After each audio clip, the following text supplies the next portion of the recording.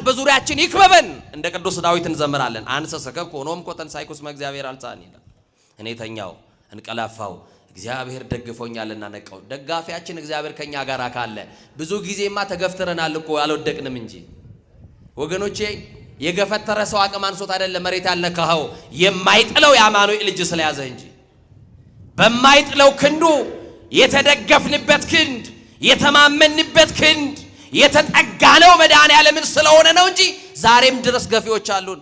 ግን የገፊ ክብሩ ግን ወንበር ላይ መግፋቱ ነው። ገፍቶ ወንበር ላይ ያስቀምጣል። የገፊ አያችሁ አንዳንድ ቀን ጥሩ ገፊ ይስጣችሁ ይባላል አይደል? ሰምታችሁ ታውቃላችሁ? እንደው ጥሩ ገፊ ይስጣችሁ ሲባል ሰምታችሁ ታውቃላችሁ? ሰው ተገፍቶ ወደ እንጀራው ይገፋል። አንዳንዱ ሰው እንኳንም ተገፋው ይላል። ሰው ተገፍቶ ከሀገር ወጥቶ ወደ እንጀራው ይገፋል፣ ወደ ወንበር ይገፋል፣ ወደ ስልጣን ይገፋል። የመገፋት ክብሩ ክርስቶስ ስለሆነ ነው። ማን ነው? ክርስቶስ። እና ወደሚናጠው መርከብ ብቻ አይደለም ወደሚናጠው ትዳራችን እንዲመለከት ወደ እግዚአብሔር እናልቅስ። በዚህ በማርቆስ ወንጌል ምዕራፍ 5 ቁጥር 25 ላይ ታሪኳ የተመዘገበላት በበሽታ የተሰቃየች አንዲት ሴት የዚችን ሴት ታሪክ ሁላችሁ እንደተማራችሁበት አስተውላለሁ። ብዙዎቻችሁ ለዚህ ታሪክ እንግዶች አይደላችሁ። በተለያየ መምህራን ተምራችኋል። የትምህርታችን ርዕስ እንዳትረሱት። የዳሰሱት ሁሉ ምን አሉ? የዳሰሱት ሁሉ ምን አሉ? ዳኑ።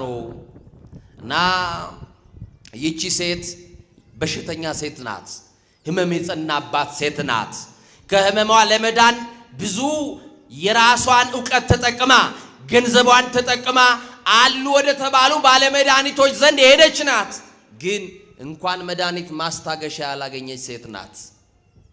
ያድኑናል ብለን ተስፋ ያደረግንባቸው ሰዎች መራራውን እየሰጡን ስር እየማሱ ቅጠል እየበጠሱ የሰጡን እንደው እንኳን መድኃኒት ሊሆነን ማስታገሻም አልሆነን ይሆናል።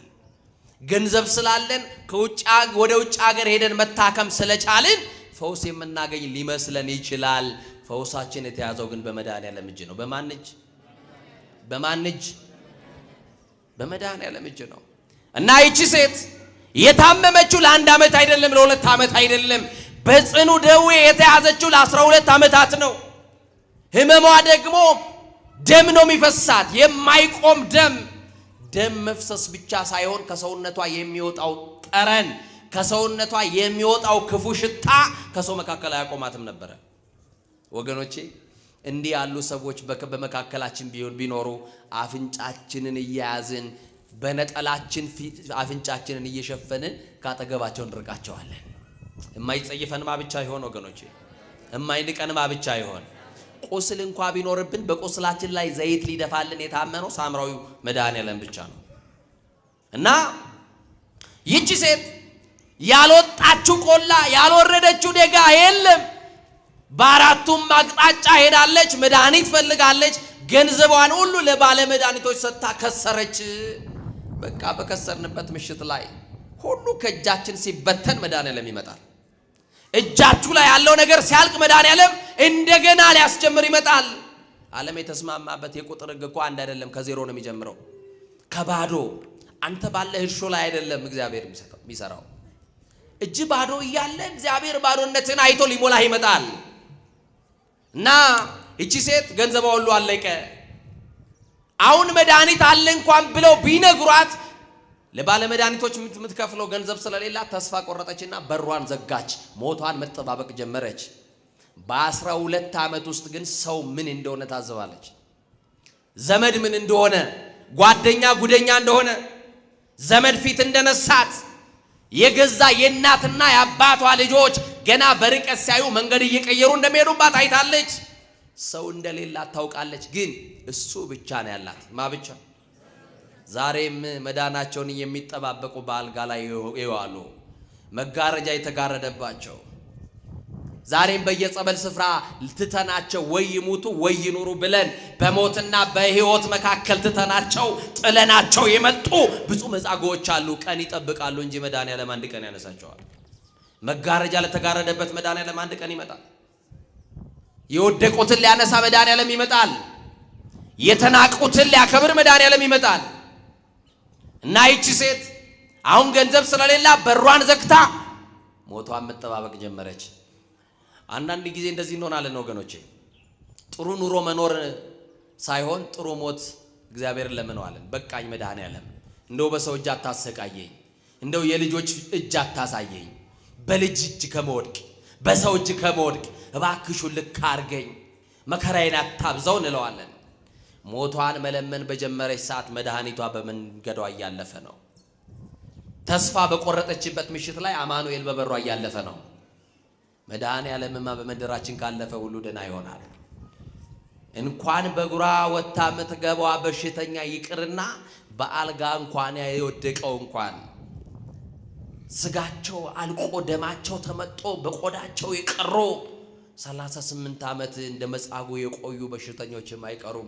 መድኃኔዓለምማ ያለፈ መሆኑን ሲሰሙ ቤት ውስጥ የቀሩ የተረሱ መኖርና አለመኖራቸው እንኳን የተረሳ መኖራቸው የተረሱ በሽተኞች በአልጋ ያስቀመጡ አማኑኤል ሲያልፍ እንዲያገኛቸው ሌሎች ደግሞ እየዳሰሱት ሊድኑ በር ላይ ያስቀምጧቸው ነበር። ወገኖቼ ዛሬ መዳን አትፈልጉም? አመሻሽ ላይ ማቃሰት የማይጀምር ማን አለ? ሲመሽ ጉጋት የማይጀምረው ማን አለ? ዛሬ ግዳችንን ተመስገን እንላለን እንጂ መከራችንን በጥርሳችን ነክሰን አይደል ያለነው? በስቃይ አይደል ያለነው? እንዴት አይነት ሌሊት እንደምናሳልፍ እኔና እግዚአብሔር ነው የምናውቀው። እንዴት አይነት መከራ ውስጥ እንዳለን ጎረቤት አያውቅም፣ ጓደኛ አያውቅም፣ ዘመድ አያውቅም። እንዴት ያለ የኑሮ ክስረት ውስጥ እንዳለን ግን መድኃኔዓለም ያውቃል። እንዴት ያለ ስቃይ ውስጥ እንዳለን መድኃኔዓለም ብቻ ነው የሚያውቀው። ብትነግሯቸው ሰዎች አይረዷችሁም። ብታማክሯቸው ሰዎች አይረዷችሁም። አመመን ብላችሁ ብትነግሯቸው መድኃኒት አይገዙላችሁም። ለዛ ብላችሁ ዝምታን መርጣችሁ በልባችሁ አንድ ቀን መድኃኔዓለም ይጎበኘናል ብላችሁ ተስፋ ያረጋችሁ መድኃኔዓለምን ጠዋትና ማታ ደጅ የምትጠኑት አይዟችሁ፣ እሱ በኑሯችሁ በር ላይ ማለፍ ሲጀምር የዳሰሱት ሁሉ ዳኑ እንደተባለ ዛሬ በዚህ ቆማችሁ በሽተኞች መድኃኒት የሰለቻችሁ ዛሬ በዚህ ቤት ውስጥ ያላችሁ ሐኪም ተስፋ ያስቆረጣችሁ እኔ እኮ የኔ ነገር እኮ አብቅቷል ጥቂት ዓመታት ነው ምኖረው ብላችሁ ተስፋ ቆርጣችሁ ያላችሁ ሰዎች ትኖራላችሁ። እመኑኝ መድኃኔዓለም ዕድሜ ይቀጥላል። ዓለም ከሆነ ከሰማችሁ ተስፋ ታስቆርጣለች። አይድንም ወደ ቤት ይሰዱትና ቀኑን ይጠባበቅ የተባለውን ሰው ዘመድ አዝማድ በስልክ እየተደዋወለ ሲጠራ ግማሹ ጤፍ እያስፈጨ ለሞቱ ሲጠባበቅ የታሰበው ያለ ያልታሰበውን እየጠራ መድኃኔዓለም ይሞታል የተባለውን ዕድሜ ቀጥሎለት በህይወት እያቆመ ታሪክ ይሰራል መድኃኔዓለም። እና ይቺ ሴት ተስፋ ቆርጣለች። በሯን ዘግታ ማልቀስ ጀምራለች። እንደምትሞት እርግጠኛ ናት። መድኃኔዓለም ግን እንደሚያድነን እርግጠኛ ነው። እርግጠኛ ናችሁ በመድኃኔዓለም ላይ? እስቲ ስንቶቻችሁ እርግጠኛ ናችሁ እንደሚያድናችሁ እንደሚፈውሳችሁ? ሁላችንን የሚፈውሰን እና እንደዚህ ነው የሚለው የማርቆስ ወንጌል ምዕራፍ 5 ቁጥር 25 ጀምራችሁ ስታነቡ ገንዘቧን ለባለ መድኃኒቶች ሰጥታ ከስራ ነበረ። ኢየሱስ ግን በዛ ያልፍ ነበረ። ኢየሱስ በዛ እንደሚያልፍ ሰማች። የሰማችው መድኃኒቷ ነው።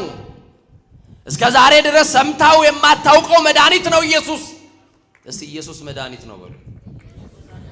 እንደው በመድኃኔዓለም በሉት እስቲ ይድገሙና ኢየሱስ መድኃኒት ነው በሉት።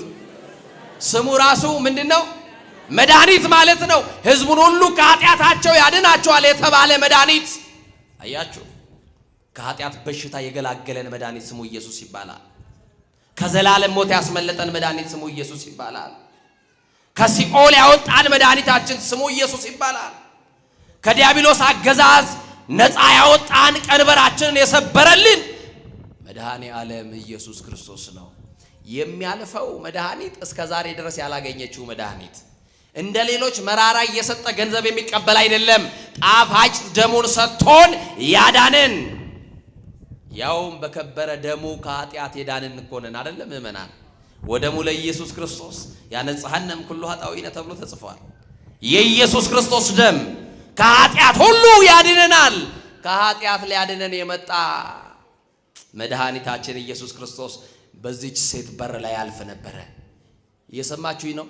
ዘገየብን የምትሉ መድኃኔዓለም ትቶኛል የምትሉ መድኃኔዓለም